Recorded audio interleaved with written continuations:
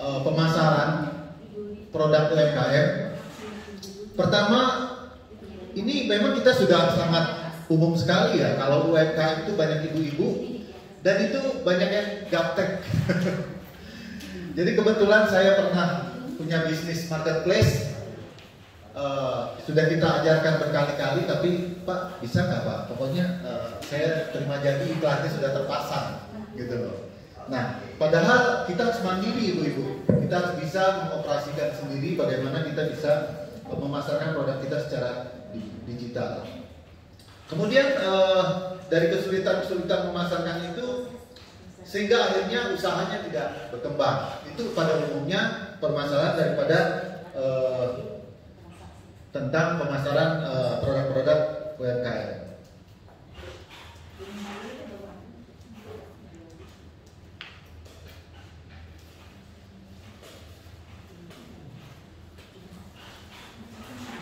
Oke, kemudian apa sih keunggulan di bidang telemarketing? Pertama yaitu kita tentunya tidak mengikat waktu dan tempat ya. Jadi kita bebas di mana kapan saja, every time, everywhere, everywhere. Begitu ya. Jadi seperti saya di rumah ya di tempat tidur ya kita marketing gitu ya.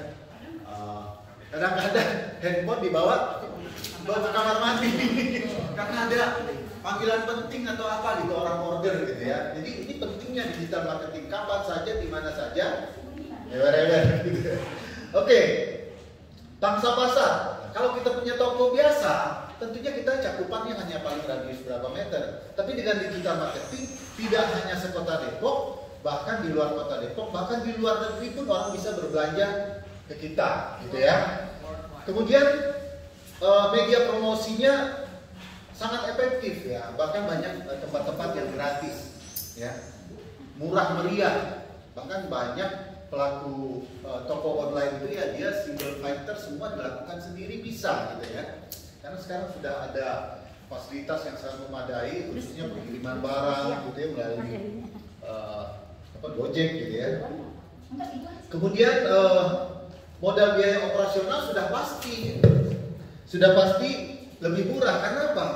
Kita nggak perlu toko yang secara fisik, kita nggak perlu punya karyawan pengiriman barang misalnya gitu ya, sehingga cost operasional bisa ditekan sangat kecil sekali gitu loh. Kemudian yang jelas kalau kita punya usaha sendiri dengan digital marketing ya kita bosnya di situ ya. Kapan lagi gitu? Zaman sekarang kita nggak jadi bos. Dengan digital marketing ya kita lah pemilik bisnis gitu. Oke. Kemudian di dalam pelatihan ini nanti tentunya ada pelatihan dan pendampingan. Jadi digital marketing mudah dan menyenangkan sebagai media transformasi pribadi UMKM menuju smart entrepreneur. Jadi ini kan era globalisasi ya. Kita tahu produk-produk China itu wah masuk ke ruang-ruang relung hati.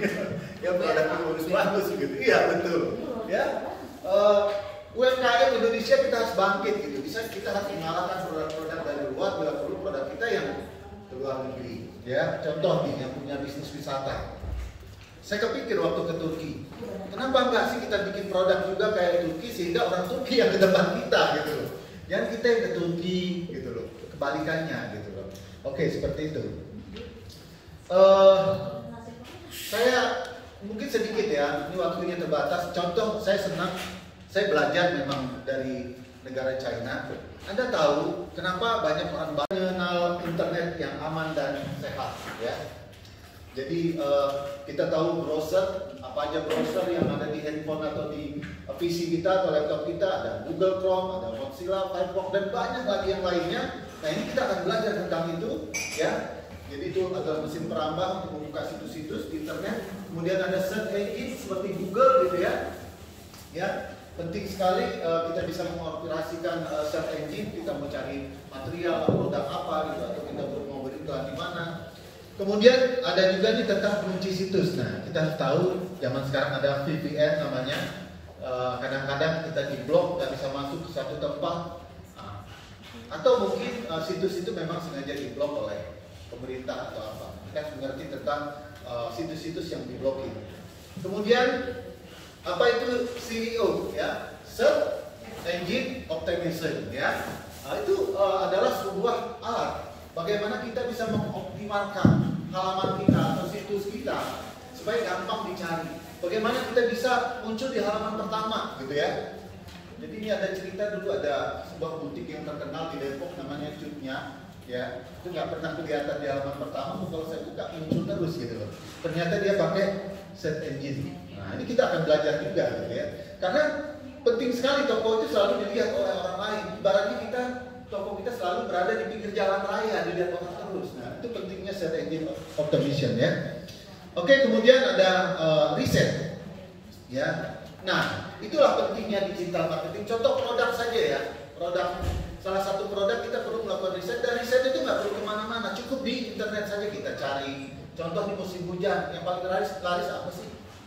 Payung ternyata misalnya. Terus beli payung ini murah di mana? Di internet misalnya gitu ya, di China import segala macam gitu ya. Nah, kita harus pintar-pintar melakukan riset produk dengan menggunakan internet. Oke, kemudian selanjutnya kita akan membuat toko online ya. Nah, seperti saya katakan tadi, toko online itu toko yang paling murah ya. Kalau kita nyewa mungkin setahun 50 juta. Kalau ini kita punya situs yang harganya yang .id sangat murah sekali ya. Ada mungkin 50.000 mungkin ya. Jadi modalnya itu nggak nyampe 1 juta. Kita buka toko gitu ya. Nah, terus kita harus punya email, kita punya blog ya. Bagaimana kita bikin blog? Blog itu gratis ya. Jadi kita punya situs sendiri tapi gratis. Kemudian kita juga bisa bergabung dengan toko online. Sekarang banyak ya toko online atau marketplace.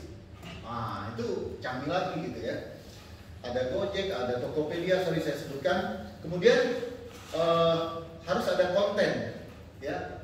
Nah, ini konten ini penting sekali ya. Konten penting sekali, sampai saya ikut-ikutan bikin konten itu. Saya